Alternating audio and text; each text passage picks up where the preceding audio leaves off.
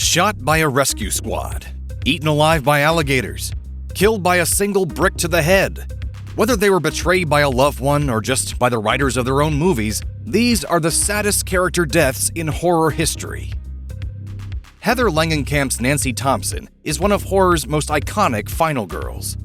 While the prior era of 70s slashers often pushed women characters into flat roles that lacked agency, Wes Craven's A Nightmare on Elm Street showed what happens when women fight back. Nancy did more than run and scream. She plotted, and she won.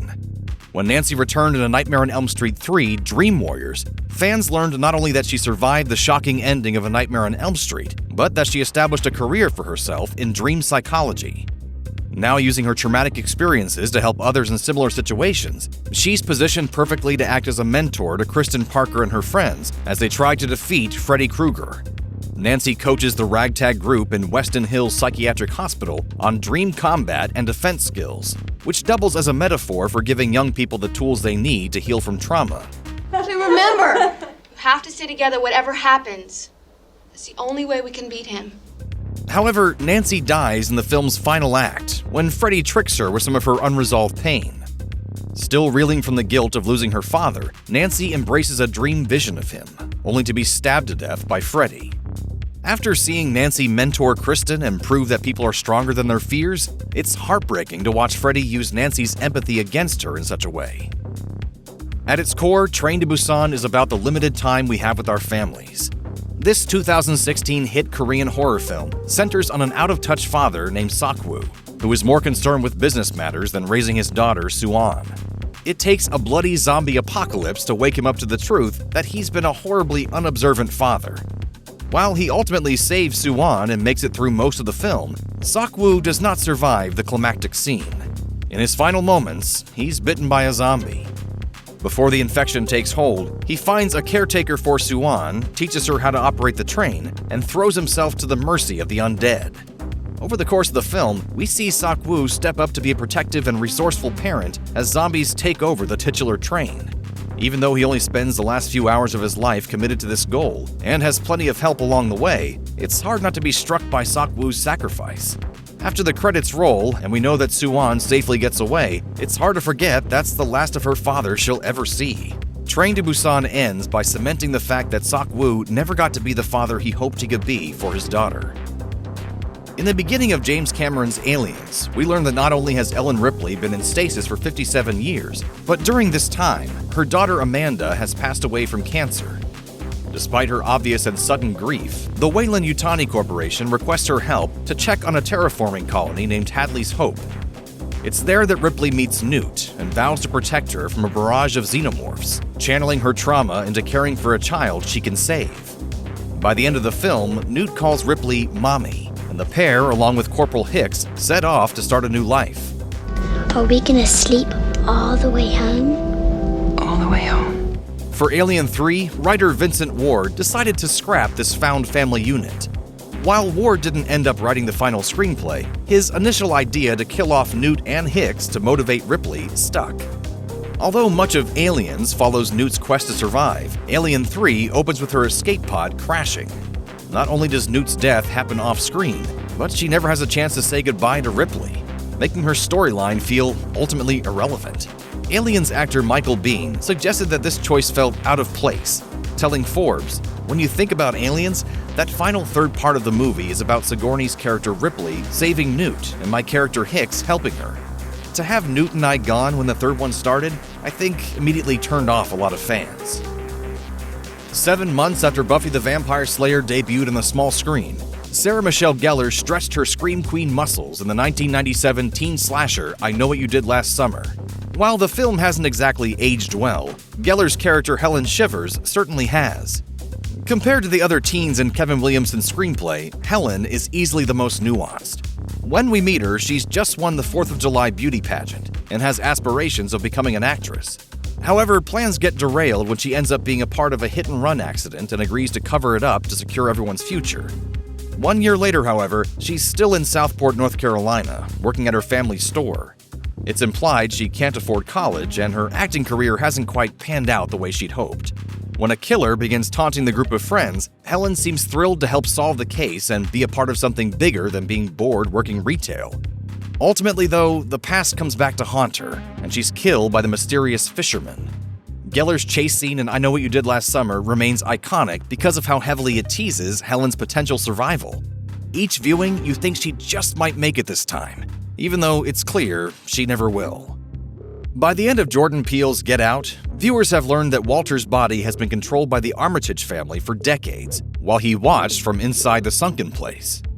During the film's final moments, Chris runs into Walter for a final time while trying to escape from his captors. Thanks to Chris's camera flash, Walter regains control of his body momentarily and is able to move on his own accord. With his extremely limited time, Walter chooses to save Chris by killing Rose and then himself so that he won't be subjected to the Armitage family's control anymore. This moment is hands down one of the most harrowing ones in Get Out due to all the unanswerable questions it raises. We'll never know if what the Armitage family did to Walter could be reversed. If it could, what kind of new life would he build for himself? We'll never really know what Walter's personality was like prior to being kidnapped and enslaved. All we know for sure is that for Walter, death seemed like the only viable option to escape the Armitage family's torture. It's moments like this that make Get Out a contemporary classic. One of a kind, top of the line, a real doggone keeper. Throughout the runtime of Bong Joon-ho's The Host, viewers keep their fingers crossed that protagonist Park-woo Kang-doo will be able to save his young daughter. Of course, this Korean horror film delivers a more somber but still emotionally fitting ending. We do see Kang-doo receive a second chance at being a good father, but not at all in the way that we might have expected. At the start of the film, Kang-doo works at his dad's snack bar, where he's easily distracted and not at all responsible. When a monster emerges from the Han River and his daughter calls for help, he arrives in time but grabs the wrong child, leaving his daughter to be snatched up by the beast and kept captive in a sewer. Hyun-seo finds a boy named Se-ju in the sewer along with her and comforts him. She risks her safety to save herself and her new friend, which causes them both to be eaten by the monster. When Kang-doo finds the monster, he attacks it and pulls his dead daughter's body, cradling a still-living Se-ju out of its mouth. To honor his daughter, Park-woo Kang-doo adopts the orphan Se-ju. In the film's final moments, it flashes forward to some time in the future, where Kang-doo and Se-ju live a quiet life together. We see the kind of father Kang-doo could have been for Hyun-seo all along if things had gone differently. It's heartbreaking to know that Hyun-seo will never see this mature side of her father, and that it took her death for it to emerge. Known as the found footage film that jump-started the subgenre, the Blair Witch Project focuses on three filmmakers, Heather, Mike, and Josh, going out into the woods to document local legends. Of the core cast, Heather's storyline and death continue to resonate as the most tragic. As the three film their interviews and trek into the woods to find the Blair Witch, Heather receives more than her fair share of bullying from Mike and Josh. Although she's blamed for getting them lost, it's the frantic Mike who kicks their map into the river and antagonizes Heather. Despite them all agreeing to help with the project, Mike blames Heather when Josh goes missing. When Heather finds a bundle of teeth, hair, and blood, presumed to be Josh's, she condemns herself for their situation and delivers one of horror's most eerie monologues of all time. In spite of what Mike says now, it is my fault. Because it was my project. Heather dies alone, without any respect from her so-called team. Her fate mirrors that of many infamous witches, women ultimately doomed by men's fear and need to control the uncontrollable. Despite surviving the mayhem of Final Destination, Alex doesn't live to rival death in future installments. Since Devon Sawa ended up not reprising the role, Alex was written out of the story through an off-screen death that's less than satisfying.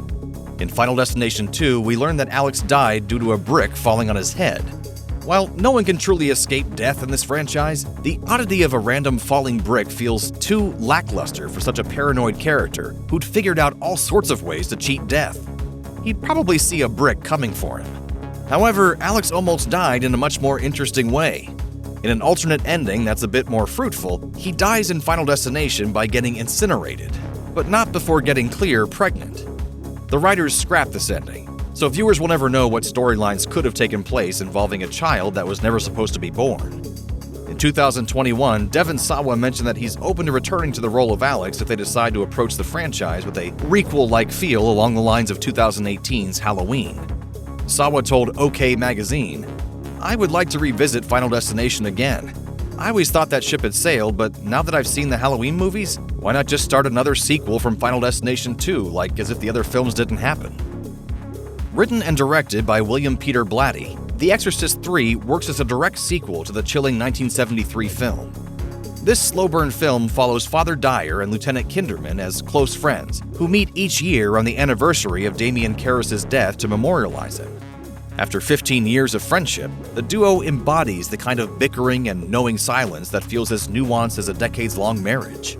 Nice and peaceful here, isn't it? Idyllic. Those things will kill you, incidentally. They're quiet. Watching them poke fun at each other's favorite movie snacks is a delight, which makes it all the more harrowing when Father Dyer is killed off by demonic forces. Although Father Dyer gets a spine-tingling exit in The Exorcist 3, it nevertheless pulls at the heartstrings when Lieutenant Kinderman sees his lifelong companion's body.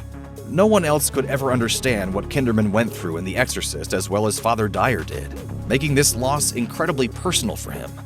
Father Dyer was the one person he could go to with all of life's unanswerable questions, and Kinderman confided in him more than he ever did his wife. Yet, the duo will never get to face off against evil together again. Written and directed by Neil Marshall, The Descent delivers enough claustrophobic scares for an entire lifetime. Of all the movies set in creepy underground spaces, The Descent is especially effective. It's just dark enough to keep viewers guessing, while also making sure they see every little bit of blood and gore. Plus, its monsters are absolutely terrifying. The movie follows a group of tight-knit friends that sets out on a thrilling adventure to deepen their bond. However, Sarah, who was once extremely close to them, feels distant due to the somewhat recent and extremely sudden death of her husband and daughter. Once their spelunking travels begin, life-altering secrets start to emerge. Through it all, Beth remains an ally to Sarah, looking out for her at every twisted turn. As screeching, hungry monsters surface in the cavern, tensions are on edge.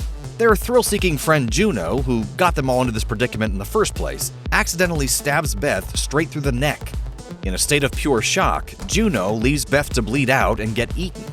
Before the monsters can find her, however, Beth is found by Sarah, who uses her final moments to tell Sarah that Juno was having an affair with her husband before he died. In return, Sarah agrees to put her friend out of her misery.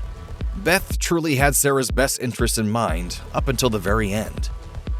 Casting Dwayne Jones as Ben in George A. Romero's Night of the Living Dead was an important step forward in filmmaking history.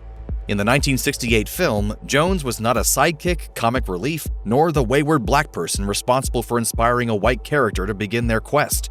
In Night of the Living Dead, Ben uses his resourcefulness to save humans trapped in a town full of flesh-eating zombies. Jones's Ben bucked many damaging tropes for black actors in the 60s just by being a heroic leading man, a feat that's still noteworthy in regards to the roles black actors are cast in today.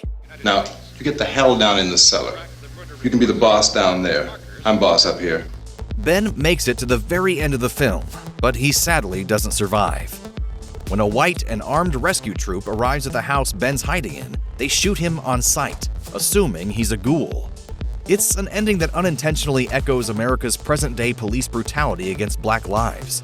While the script never specified a race for Ben, Jones's casting added racial context to the film's choices, especially its ending. Jones detailed why he thought Ben should die in Night of the Living Dead, behind the scenes of the most terrifying zombie movie ever, stating, "I convinced George that the black community would rather see me dead than saved, after all that had gone on, in a corny and symbolically confusing way. Besides, the heroes never die in American movies. The double jolt of the hero figure being black seemed like a double-barreled whammy." After 6 years away from directing feature films, fans weren't sure if Ty West would ever return to helming horror hits again. Thankfully, 2022's X pleased both critics and viewers alike, due to its unabashedly bloody and emotionally driven story.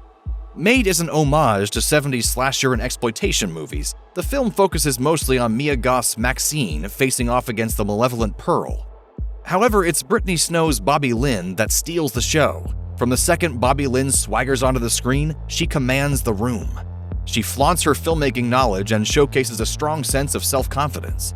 She's no match for the jealous Pearl, though, who unceremoniously corners her at night and pushes her into the mouth of alligators. Her death is brutal, even if we don't see all of it thanks to the dark and murky waters. There's plenty of intriguing moments between Bobby-Lynne and Maxine Minx beforehand, but in true Final Girl fashion, only one can survive the gore-soaked ordeal. Written and directed by Adam McDonald, Pyewacket brings a whole new meaning to the power of teen angst. This 2017 horror film revolves around Leah Reyes, a girl in the process of mourning her father's death. She starts developing a deep fascination with the occult as a way to channel her rage and grief into something else. Her mother doesn't appreciate her growing interest in black magic and decides it's best for all if they move out into the country to start a new life. Mrs. Reyes' sudden decision only drives Leah deeper into her study of the mystic arts. Leah summons the witch's familiar Pyewacket to kill her mother, laying the blame at her feet for uprooting her life. Once Pyewacket arrives and starts instilling fear in Leah, she starts to believe that she made a mistake. This pushes Leah to reconnect with her mother, giving her the chance to open up about her grief. Sadly, by the time she realizes she needs her mom now more than ever, it's too late. At the end of the film, Leah finds who she thinks is Pyewacket and sets them aflame. The film ends with Leah in a police station, realizing that the only being she burned to death was her own mother. Mrs. Reyes' death reminds viewers of how quickly emotional decisions can alter lives forever. As Thomas Brown's saying goes, think before you act, think twice before you speak. Check out one of our newest videos right here. Plus, even more SlashFilm videos about your favorite movies are coming soon. Subscribe to our YouTube channel and hit the bell so you don't miss a single one.